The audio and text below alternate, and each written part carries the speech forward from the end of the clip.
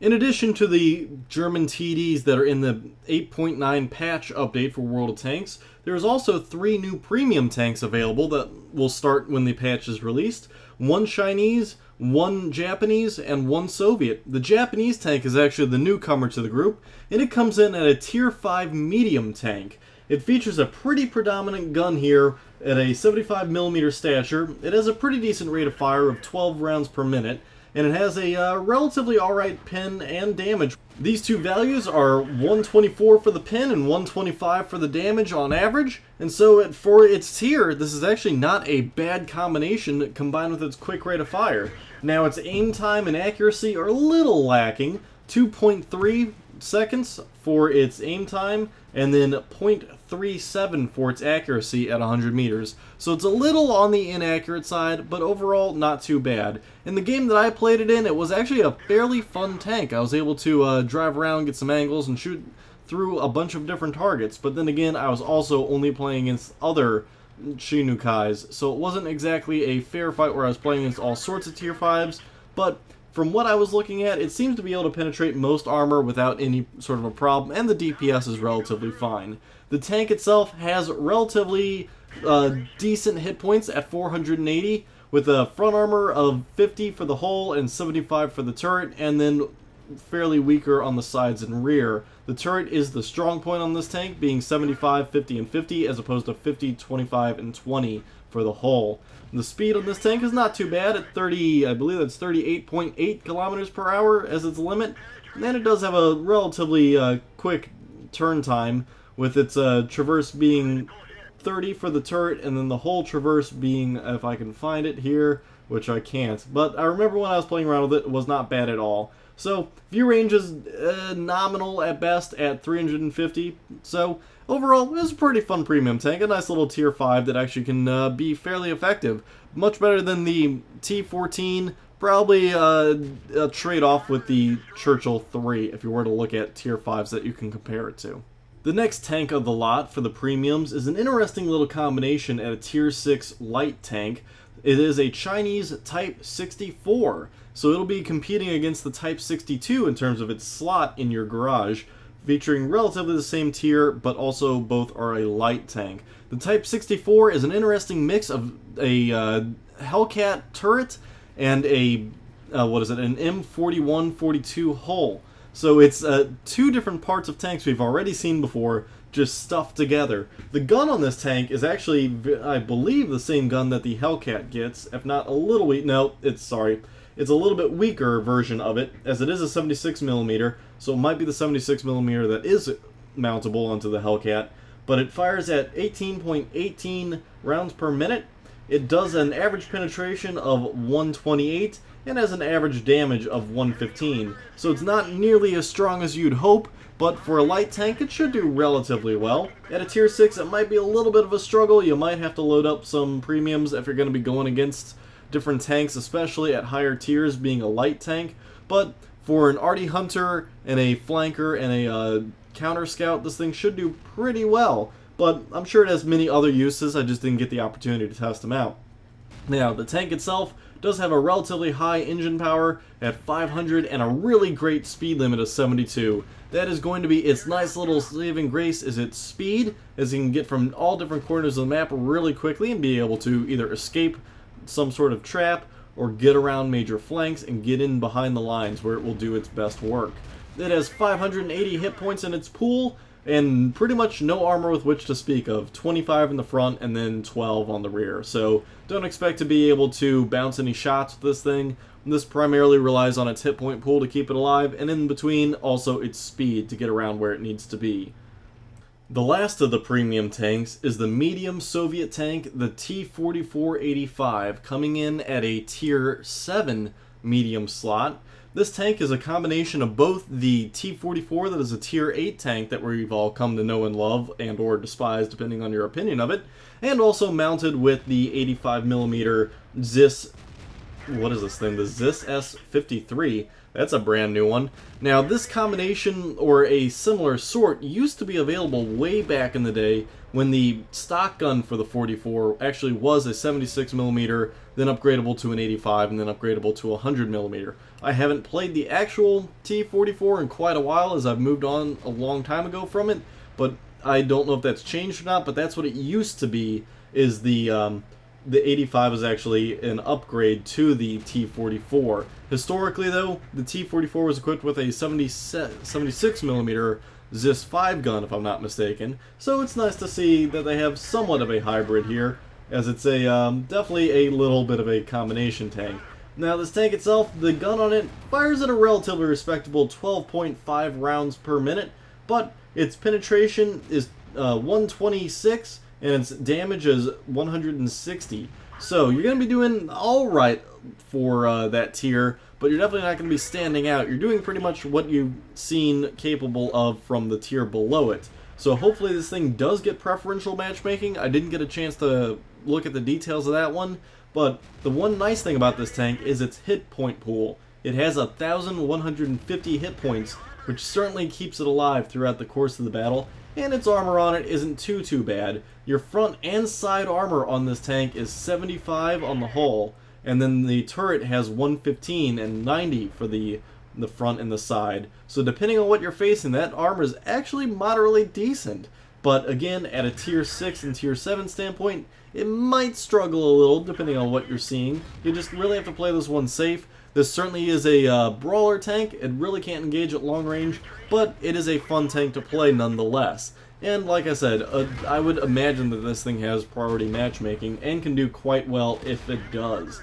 Now, this tank in and of itself did have a few weak spots. It could be pinned by quite a lot of things when I was playing it on the test server, but I'm chalking that up to premium ammunition.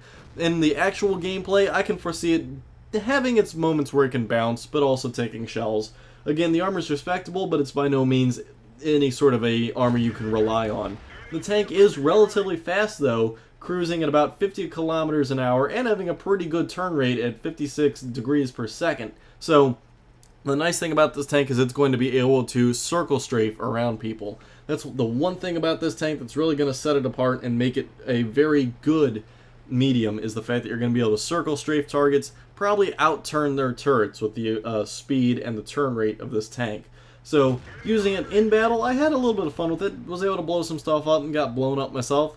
No real standout ability of it, but hey, on the test server, it really isn't a fair assessment. I definitely would recommend this tank if you're looking for a tier 7 to run. I mean, if you're looking to stuff a crew in it and train them up, there's no better option for this. So, versus the T-43, the T-44-85 is a great tank if you're looking at a tier 7 just to grind in. So, it was a fun tank, but overall, it's none of the stats on it jump out in particular, but hey, again, it's just the test server. Didn't get to test it against anything except a bunch of T-44-85s, so who knows. Anyway, let's go ahead and take a look at the map that got released with this patch as well and cover the rest of the notes there. The new map featured in this patch is labeled as Northwest. It is an American map and is about 1,000 by 1,000 meters in size and has a mix of pretty much all types of terrain, from hills to forests to buildings to even open areas, and a very deep river that you can jump off of. So, as we explore through this map, I will talk about some of the other updates to this patch, and we will close out there. So, they fixed and rebalanced some parts of Pearl River. God only knows what that means. They've optimized Swamp and Erlenberg as well, and they've added Encounter to Erlenberg, so that can be interesting.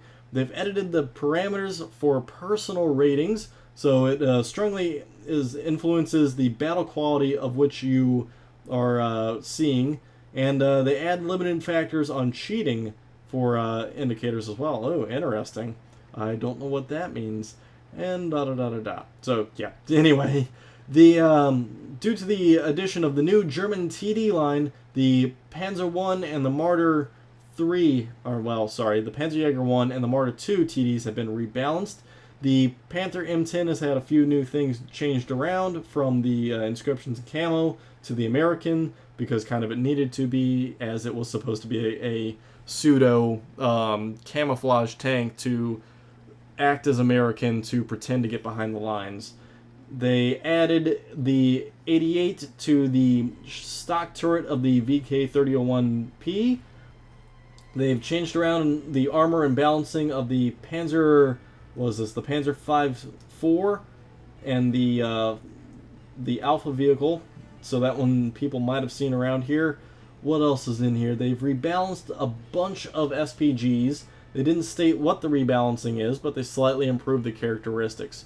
Basically, it's the Soviet line and some of the later German stuff, and what looks to be the American M41 and the AMX 13105 and MLE 50. They've also rebalanced a little bit of the lighter tanks and some of the earlier tanks. Doesn't really say again what, but it looks like it's all about like the tier 4s, 3s, random assortment in there. They've reworked the SPG, the 212A slightly. They've reworked the IS-3's armor, actually, which is interesting. They made the armor on that pike a little bit lower, but of course that means that it's easier to penetrate if you're hitting it at a right angle, whereas it's still sloped, so you're not going to have as easy of a time going through it dead on, but it's going to be a little weaker and easier to deal with. I've seen that model. I don't know what else has been changed on it, but I think the turret armor is a little bit thicker, the hull armor is a little weaker. Other than that, they fixed a few visual models. They've improved the mantlet for the Panther II. They've changed around the D10T 100mm gun. They've corrected some errors in the suspension of the FCM, and a few little other fixes. Nothing really too major. Of course, talking again about that team battle mode, it is up to 7 players, and it features up to, it's a maximum length of 10 minutes. The battles are the standard type of battle. Each team is allowed to pick no higher than a tier 8, and the point cost total is no more than 42. And of course, the point costs are based on the tier. So an 8 tier is going to cost 8 points, a 1 tier is going to cost 1 point, etc., etc. You can have up to, I think it is you need to have 7 players. So you're going to basically be seeing, 5 tier 8s and then 2 tier 1s, I believe is the typical setting that you see in all the esports leagues. So this is going to kind of really flow around the whole esports, and you're going to see a lot of team play out of that and a lot of similar aspects, and that's pretty much going to be the training ground for that.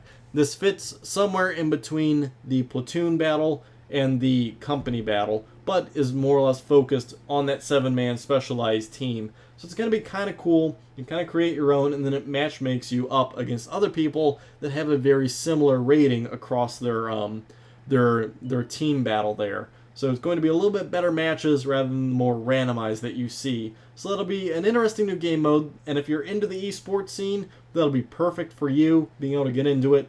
And yeah, so I mean it's a new game mode if nothing else, and it's going to be a fun game mode for those that are wanting to practice the esports stuff, want to kind of get exposed to it and see what it's all about. And of course, it's going to open up a lot of options for people to do stuff that can't field the 15-man properly, but still want to work on the team play aspect and get their group more solid.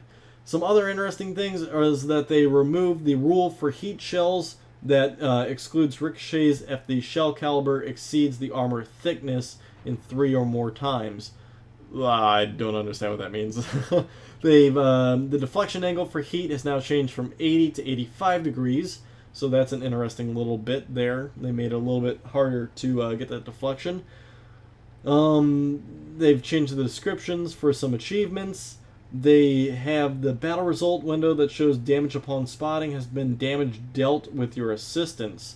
Okay, so they've combined spotting and tracking to now just talking about assistance. Returning to the classic mechanic for saving the battle camera. Players start the battle camera in the position, which was where it ended previously. Okay, interesting.